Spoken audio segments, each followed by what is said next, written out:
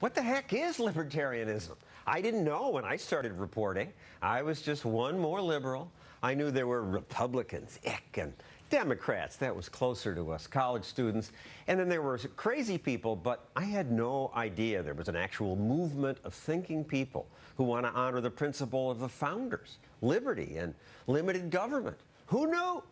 Took me a long time to wake up, and I'll talk about that later in the show. But the good news is that more people have woken up. A recent Gallup poll found most Americans think the government's doing too much.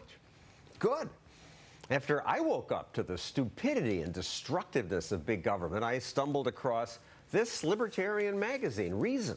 Its motto, free minds and free markets. And this is what has taught me the most about the benefits of liberty. Its most recent editors are Nick Gillespie and Matt Welch. So is this America's libertarian moment? Well, you know, John, I think actually we should start talking about the libertarian era because it is upon us. What has opened people's ideas or minds up to libertarian ideas is the 21st century so far has been a demonstration project of how Republicans and conservatives can screw things up under the Bush years, and now we have the Obama version and the liberal Democrat version of screwing everything up. So people understand that trying to control more and more parts of people's lives doesn't work. They're looking for an alternative, and that's what libertarianism offers, the idea of free minds and free markets, that you can control more parts of your life. But libertarian era, I want to believe you, but I just don't see that many people getting it. Well, that's a shorthand for libertarianism can be you're fiscally conservative and you're socially tolerant, right?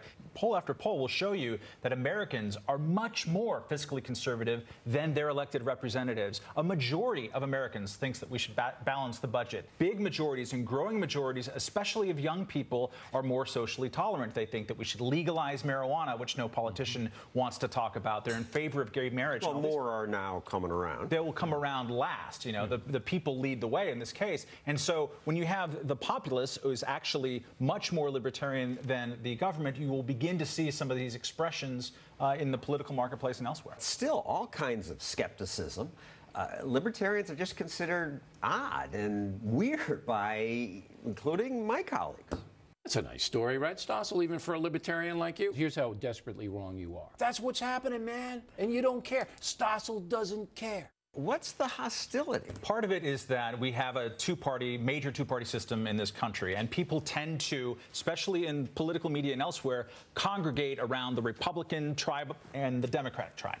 What they are failing to recognize, and they see everything through that. So if you are against their team that's in power using libertarian arguments, you are by definition a freak, right? You're on the other side. But what they don't understand is that the world is changing around them, and people are more used to picking off issues one by one instead of accepting everything that a big party cramps. But let me just defend Bill O'Reilly for a moment, because uncharacteristically, because I don't think he has a tribe. He genuinely believes that to legalize drugs or sex work or gambling is harmful. But you know, many Americans do. One of the things that is interesting is when he said you're living in theories or you're dreaming up ideas. We invaded Iraq based on a theory that turned out to be wrong, and then the idea behind that theory was we can go in there and create democracy, just whip it up like a souffle. It didn't work. We're now suffering under Obamacare and other types of financial regulations that are based on theory that have nothing to do in fact. And then when you go to the libertarian side of things, when you talk about places like Google or Apple or Whole Foods markets, where these are not theories, these are not abstract concepts. These are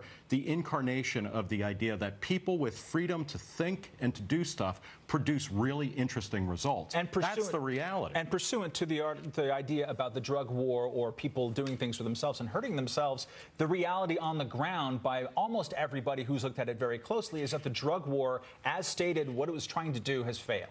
I think Americans confuse libertarian and libertine. Sometimes, and that can be a problem because, the fact is if you believe in social tolerance, you're going to have to put up with a lot of lifestyles that you yourself might not choose. You get more peace by allowing people to go about their business as long as they're not forcing it on other people. And if that means sometimes you have to look away, well, do it. That's not so bad. There's a stereotype that paints libertarians as obsessed with marijuana and drug legalization. That led Ann Coulter to say this. You want to suck up to your little liberal friends and say, oh, but we want to legalize pot. This is why people think libertarians are... We bleeped a word that means wimps, basically. Yeah, well, I do want to say she is right. We are bleeps. In her war, which is the war against liberals and Democrats, we're not useful for her at all moments, and so therefore we seem to be weak-kneed and not part of it. What she doesn't understand is that we are freely choosing to do this, not because we're trying to suck up to anybody, but because we think it's a genuinely bad idea when the government gets in between you and your decisions, which is a conservative notion, fundamentally. The limited government notion that Ann Coulter otherwise supports in most cases is one that says the government can't solve your problems for you. It's not going to change your morality for the better. She knows that, but because she's a tribalist and because she's fundamentally intolerant, she can't brook someone else having a different approach. I welcome Ann Coulter's libertarianism when it's applied. I'm not part of her tribe, and I'm not ever going to be. Well, she does brook it. She came on the show and talked. But, you know, it's also, you know, it is true that I think libertarians care a lot about drug legalization because that's a very clear case of the government saying you cannot do this. You can't change your mind by ingesting this rather than that. You know, booze is okay, pot is not okay. That's a clear libertarian issue. But the fact of the matter is libertarians have been the people who have been sounding the alarm about government spending, the size, scope, and spending of government, and the uselessness of most government interventions into everyday life. It's not just about pot. Some say there can never be a successful libertarian party because libertarians are too independent. People claim organizing libertarians into a political party is like herding cats. Don't let anybody tell you it's easy. Anybody can herd cattle. Holding together 10,000 half-wild short hairs, well, that's another thing altogether. That was a great Super Bowl commercial for an internet firm. They have a point, and the Libertarian Party has never done much of anything. Well, you know, that's true, and the fact is that America, in its history, sometimes it has more than two parties, but basically there's always going to be two major parties because that's the way the electoral system shakes out. What can change and what is changing is that libertarian ideas, whether it's in the Libertarian Party or the Republican Party or even the Democratic Party, influence a lot of things, and I think we're starting to see that now.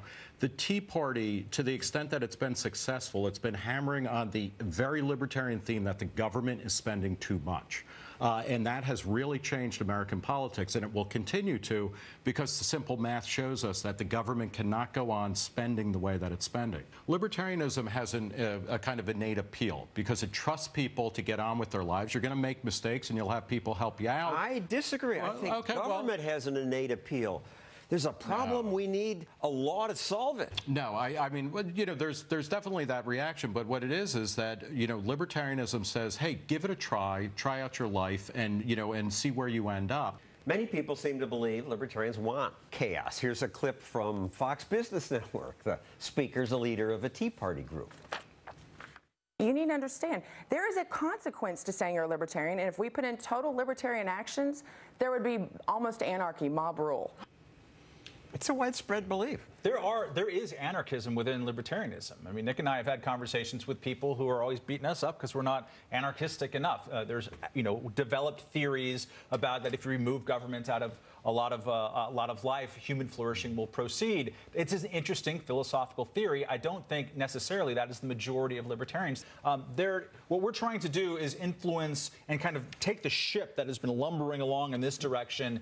First of all, say stop, and then can we just sort of move it this way and get it so that it's not taking so much of our life and so much of our money? At least a lot of the Tea Party people and some Republicans seem to be coming around. I was happy to hear this famous politician say this.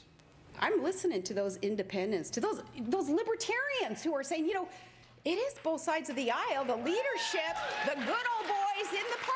5 years ago, nobody would have been talking about libertarians. No, and I think it's great, and I think it's a sign, you know, that the libertarian moment, that the libertarian era is upon us. And I think, you know, we welcome people who talk about being libertarians because that means they're starting to engage a new set of ideas. And there's something intellectually attractive about being somewhat consistent, right? You know, Democrats and Republicans will completely switch views depending on whether they are in power. Suddenly, the Democrats love the NSA. Suddenly, Republicans hate government spending. And you know that's going to flip when they go back into power. Libertarians have a pretty consistent argument. They didn't love George W. Bush, and they don't love Barack Obama. A lot of libertarians say, oh, we don't want Sarah Palin. She doesn't get it. There's a lot of dissent in libertarianism. I mean, some longtime libertarians are skeptical. The people like Glenn Beck, and a libertarian who will appear later on this show, said people like Beck we must reject their efforts and make it clear we're not on the same team. Here's Beck's response to that. I don't understand when somebody says, hey, you know what, I move in your direction. Why would you, instead of embracing them, why instead do people stand there and say, we don't want you? Well, that's going to give you 1%. There are a lot of very fussy libertarians. For sure. You know, when you edit Reason magazine, you get to know them very intimately. Whoever's going to join me issue by issue, I am happy for that issue. I don't feel like I need to create a litmus test that they need to pass. I don't need to not go to that rally because there might be non-libertarians at it, which is what a lot of people on the left were doing at the recent Anti-Patriot Act rally in Washington, D.C. They were injecting a purity test against libertarians. I think Americans understand that you go bit by bit in your life. You're a la carte everywhere, and you should be a la carte on politics and policy. So if Glenn Beck wants to go full libertarian, I salute you, brother. Thank you, Nick and Matt, and thank you for Reason magazine. If you'd like to keep this conversation going, please go on Facebook or Twitter, and you can use the hashtag over here, #TheRise, to let people know what you think. Coming up, some